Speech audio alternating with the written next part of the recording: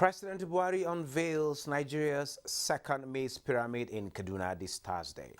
AFDB supports ECOWAS Pharmaceuticals with $3.56 million. Federal Executive Council approves 92.123 billion naira for Abuja's second runway project, and oil prices fall amid hopes of Iran deal as US and UK strike trade deal to end tariffs on British steel and American whiskey. This is Business Express on the network service of the NTA. We are reaching you from Abuja, the nation's capital. I am Benny Adams, your guide.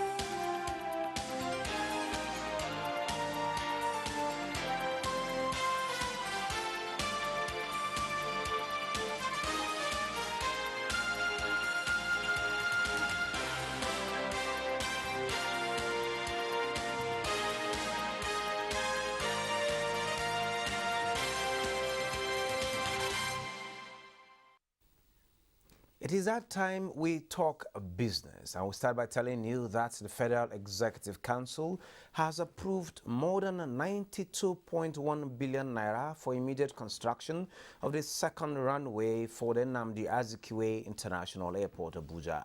Minister of Aviation Hadi Sirika announced this at a media briefing after the council's meeting presided over by President Muhammadu Buhari.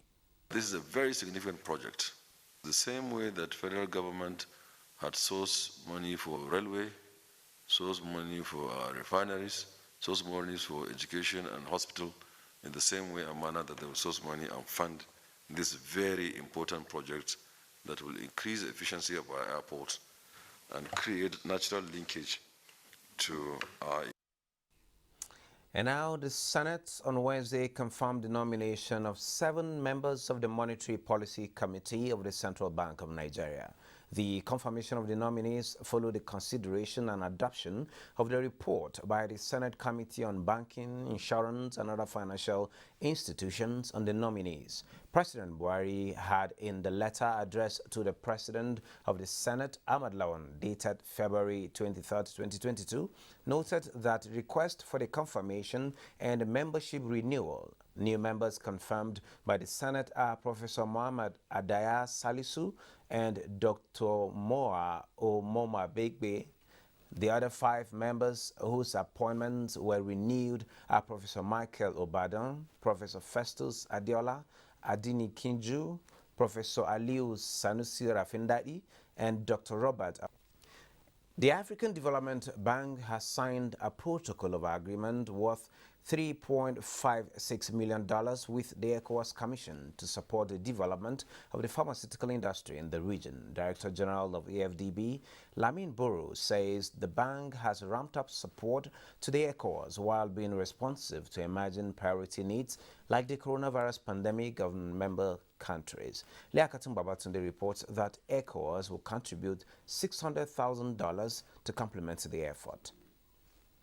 The coronavirus pandemic, which took the world by surprise in the year 2020, revealed the death in pharmaceutical infrastructure on the continent, where Africa had to rely on other continents for her safety supplies as well as vaccines. Now, 2 years down the line, the African Development Bank, AFDB, is championing a revolution to ensure that Africa is self-sufficient in pharmaceutical contents. Signed, sealed, and delivered. $3.56 million is the value in this protocol agreement that was signed between the African Development Bank and the ECOWAS to enable the sub-region meet her needs in terms of health. Africa is heavily reliant on imports, with an estimated 70% of pharmaceutical products sourced from imports, largely from Southeast Asia, as local vaccine production capacity currently ranks below 1%. The AFDB, while noting the urgency of accelerating efforts to ensure a minimum field of supply of health products last year, announced it would mobilize $3 million to support the development of Africa's health infrastructure defense system, including pharmaceuticals. African governments are now looking to develop their pharmaceutical industries to ensure security of supply and enhance affordability, in addition to easing the pressure on the balance of payments and creating jobs and value addition. The AFDB affirms its support subscribes to the vision to develop local production capacities and increase the market share of African pharmaceutical production value to between 45 and 55% by the year 2030. This long-standing cooperation has already focused on support for industrial development, particularly within the framework of the strategy of the automotive industry and pharmaceutical industry, which is the subject of the signing of this agreement today. This agreement also seeks to support the implementation of regulations to allow duty-free access to pharmaceutical raw materials, packaging, and finished products under the ECOWAS Common External Tariff (CET), as well as development of an effective regional pharmaceutical regulatory ecosystem. In Abuja, Liakatung Babatunde. And the COVID-19 pandemic has highlighted Africa's vulnerability due to its reliance on imports for most vaccines, medicines, and other health product needs. What does this additional support from the African Development Bank mean for Nigeria and the West African sub-region? Ifeanyi Okoye, Executive Director, Juhel Nigeria Limited, joins us to look at expectations of the pharmaceutical industry in Nigeria. It's good to have you join the program. Good morning. Good morning. Thank you very much. Okay, to start with, just yesterday, the AFDB and ECOWAS Commission signed a protocol agreement to finance the pharmaceutical sector, one you belong to in the sub-region. How did you receive this information? How did you receive this news? I think it's an exciting news. You will agree with me that there has always been a huge gap between the pharmaceutical industries in Africa and in developed countries, most especially Asian countries, where African countries get their imports of pharmaceutical products. And this has actually bastardized the pharmaceutical business in Africa. For instance, the Asian countries, I will tell you that most of them, more than 40% of the drugs they bring into African countries are substandard, and Africans go to meet them to ask for such products. So with the bridging of this gap, through the provision of funds for the pharmaceutical industries to improve their facilities and, of course, their manufacturing capabilities, this gap would definitely be conveniently bridged, and the industries in Africa will be able to produce the right products for their people. So this is an exciting news, and I believe is going to reduce greatly the effect of fake products, fake pharmaceutical products in African continent. So we're very excited about this. Okay, talking about fake pharmaceutical products, the National Primary Health Care Agency announced just a few days ago that over 70% of the drugs we find in our pharmacies are actually substandard and fake, which you've said.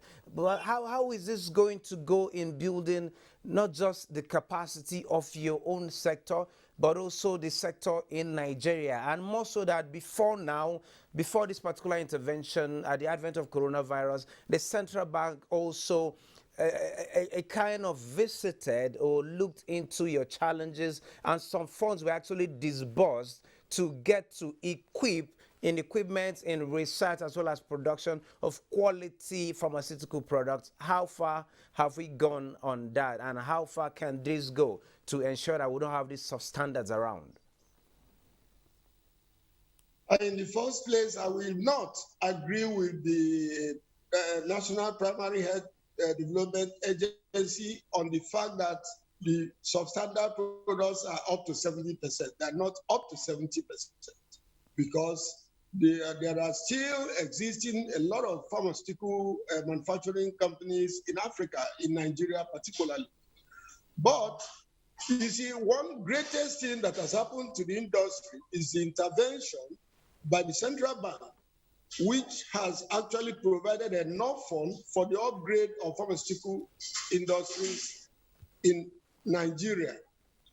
And I'll give you an instance. During the coronavirus pandemic, there was a drama that played out. You see, the suppliers of pharmaceutical raw materials, suppliers of finished goods from Asian countries refused to supply outside their countries. Which then means if any country in Nigeria or Africa needed any particular product that should be used to battle the coronavirus, of course, they will never have access to it.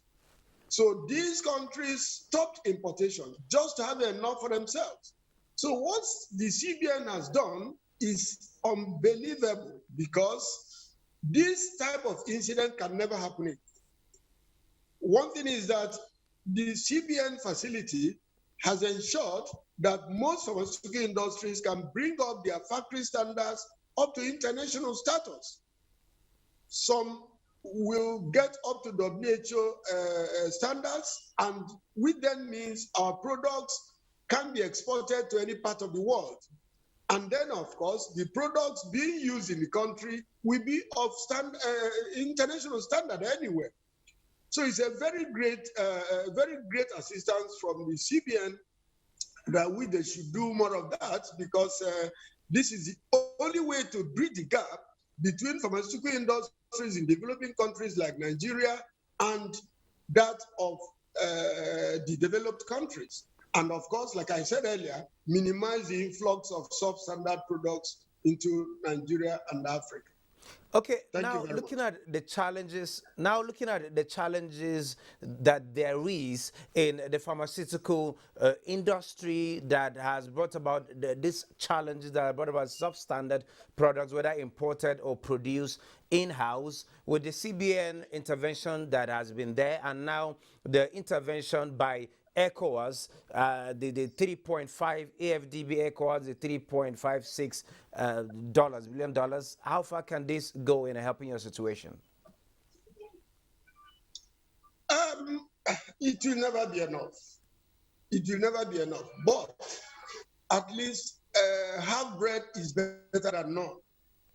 I can assure you that at least Nigeria can now boast of standard pharmaceutical manufacturing companies due to this intervention. And the most important thing, again, is the infrastructures to assist these industries. You will agree with me that Nigeria has a lot of issues when it comes to simple infrastructures like electricity, roads, security, and of course, sometimes the manpower attitude, which I believe it could be sorted out. But it's a step forward. At least we can say we have pharmaceutical industries that can supply enough or we are getting to a stage of supplying enough high quality products and also get the products readily available to Nigerians. I think they should do more. Central banks should also do more. Okay, then, are you receiving the required cooperation? Are you reaching out for expertise within the region and also outside the region to ensure that this particular goal is achieved? We have always been operating with some expatriate partners. However, Nigeria has enough manpower to handle most of these projects, I will assure you. But the issue is getting the infrastructures readily available. Like I mentioned, electricity. No industry will operate without electricity. You agree with me, for the past few weeks now, it's been very bad. and for an industry to provide electricity by itself, you find that it's better you have to go for most of these equipments outside the country to get them in. And sometimes it might push you to even bring in the manpower from outside. But there is a very good relationship between Nigerian pharmaceutical industries and the neighboring, both neighboring African countries and the developed countries. We have a very beautiful relationship, and of course, it's speeding up whatever we're doing. Okay, how are you handling the issue of standards harmonization in the sub-region? Come again. With How are you handling the issues of standards, harmonizing the standards, particularly in the sub-region? What do you get in Nigeria? What you get in Nigeria is not what you get in Togo or Ghana. Is that a barrier, or there's some sort of uniformity? Mind you that Nigeria remains the leader in whatever you're doing within the West African sub-region. And we have the National Agency for Food and Drug Administration and Control. And this body is a very strong body that has undergone any form of training that is necessary anywhere in the world. I can tell you that NAFDAC alone has been impacting a lot on the standardization of pharmaceutical products in Nigeria and even the West African sub-region. And I know very well that they have a very good cooperation with the standardization agency of the West African regions. They have a very good cooperation, and they are also helping some of the countries within West African sub-region to even train their standardization staff. So it's not really a problem. We are equal to the task. NAFDAC alone is equal to the task. Thank you, Dr. Ifeanyi Okoye, the CEO, Juhel Pharmaceuticals. I will not let you go without wishing you happy birthday. I understand today is your birthday. On behalf of the business decks and the production crew, we wish you a fruitful, happy birthday. Thank you very much. Thanks a lot. I'm very pleased to be with you. On our Surviving COVID-19 series, Emmanuel Sampson, an entrepreneur, shares on experiences that teach on how businesses can thrive during the pandemic.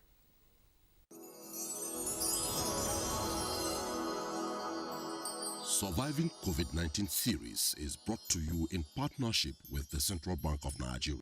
Emmanuel Sampson is a Nigerian entrepreneur doing well in South Africa for the past decade, and 7 years ago decided to come back home to Nigeria and invest in the beverage industry with special interest in packaging clean, safe and purified drinking water using a technology new to Nigeria. But that is yet to happen 7 years on.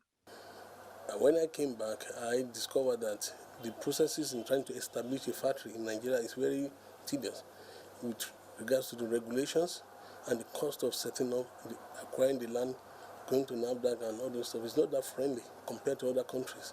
Most businesses are folding up, especially those that are coming back to the country to try to set up. The environment is good for business, but I want to say something for a fact. I want to use NAFDAC as an example. I'm not sure it's the cost of registering the business that will determine the standard of the business. On accessing credits from the Central Bank of Nigeria, Emmanuel says until now, he never knew it was possible at single-digit interest rate. In the true sense, my perspective initially was that I could do it on my own because I know for a fact, going through any bank, I've not tried the Central Bank, but I know that going through most of the financial institutions in Nigeria, there are a lot of bottlenecks. He tells of his South African experience. Out here in South Africa, everybody has access to credit facility as long as you have a good product, a good system. But they also have insurance to back up some of the things where you don't have collaterals. So the issue of you running away is not there because government will try to do everything possible to engage you so that you can engage more people on the street to work. At double-digit interest? No, sometimes it's even at 0 digits. They give you. When you get back, they give you a condition, they attach people to you. They have what is called black empowerment. where if you are coming up to set up, you must include the locals inside there, and that local will represent the interest of the government.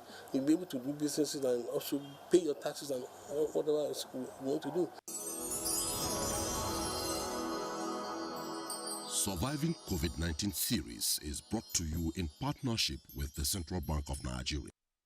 Still talking about businesses surviving during this period, the World Trade Organization, WTO, is presently working on a global agreement and a framework that will support partnership for MSMEs towards standardization and market access. This was disclosed by Nigeria's ambassador to the World Trade Organization while advocating for patronage of made-in-Nigeria goods and services championed by Business Visa in Abuja.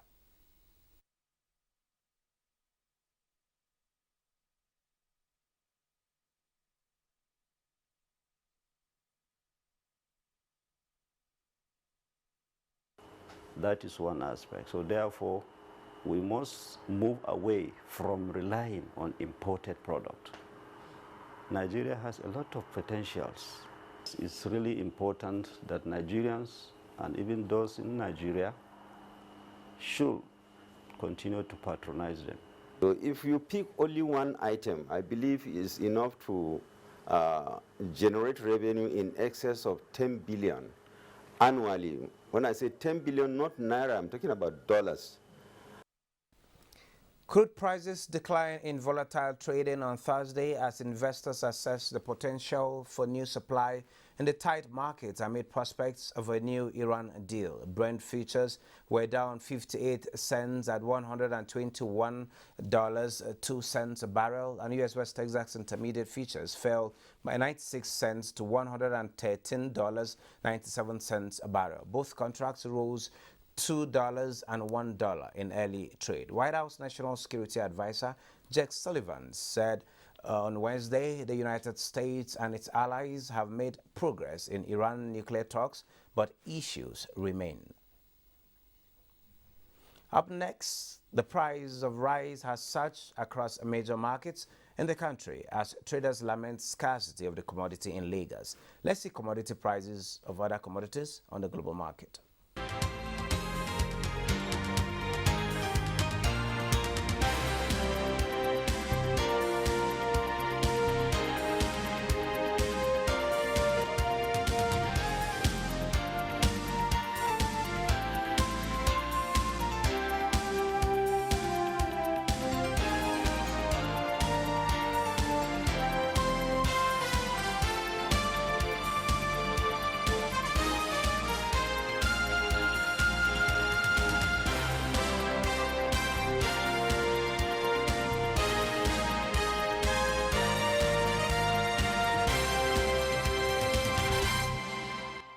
Apologies for that little glitch there. Up next is the currency market.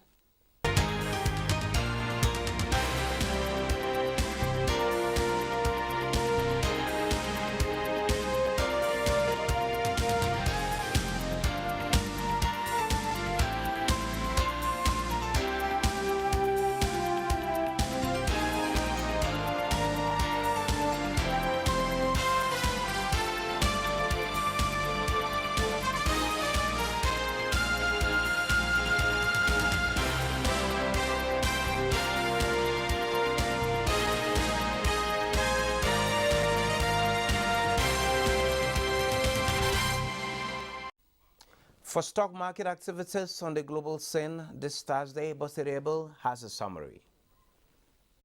Global markets will be closely following high-profile meetings in Brussels on Thursday, with a NATO summit, a meeting of European Union leaders, and a group of 7 summits taking place.